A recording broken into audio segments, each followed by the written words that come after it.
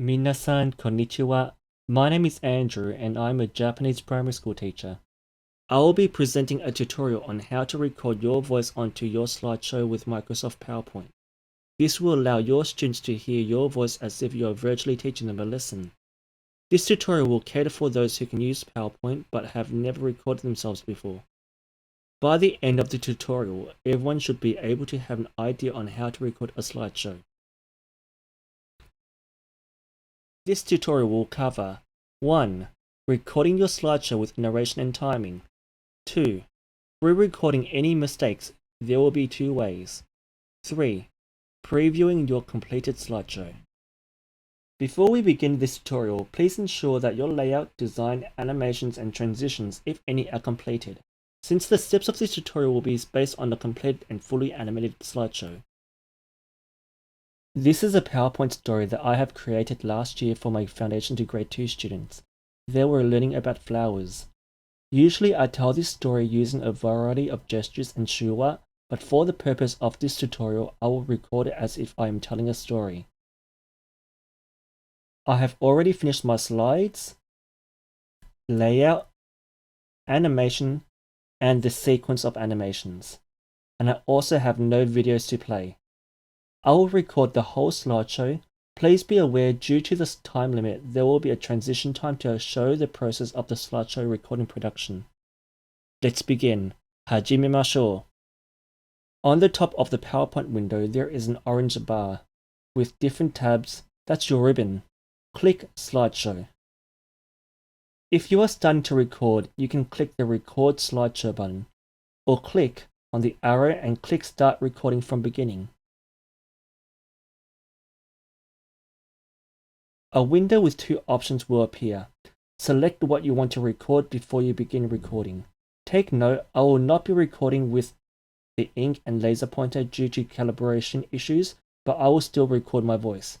Therefore, I still need to tick both. Now click Start Recording.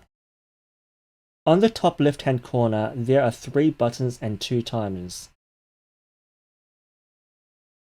Next means the next animation or slide that will happen in your slideshow. Pause means for you to pause the recording. The first timer is the time you spent recording on the current slide. The second timer is the duration of the slideshow recording so far. I will talk about the loop function very soon. Let's record from the very beginning. Hana desu. Konnichiwa, watashi wa okaa-san desu. Konnichiwa, boku wa Kento desu. Kouen ni imasu. Kento-kun, ikimashou. Hai, ikimashou.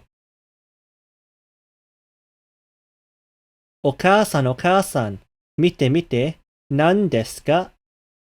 Hana desu. Waa, kirei desu ne.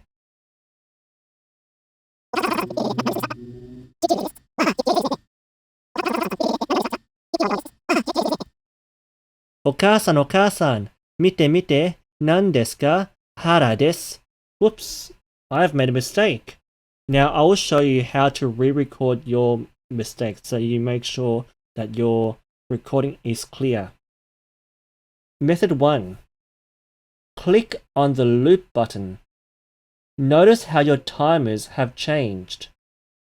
That means your timer for this slide has reset and you are ready to record from the top. Click on Resume Recording and start to re-record your slide. Method 2 is to tap the Escape key on your keyboard. Go to your slide that you made your mistake on. Click on Slideshow from the top. Go back to Record Slideshow. Click on the arrow and go to Start Recording from Current Slide. You can do this method if you are doing breaks in between recording sessions. I shall finish recording my slideshow and I will be right back.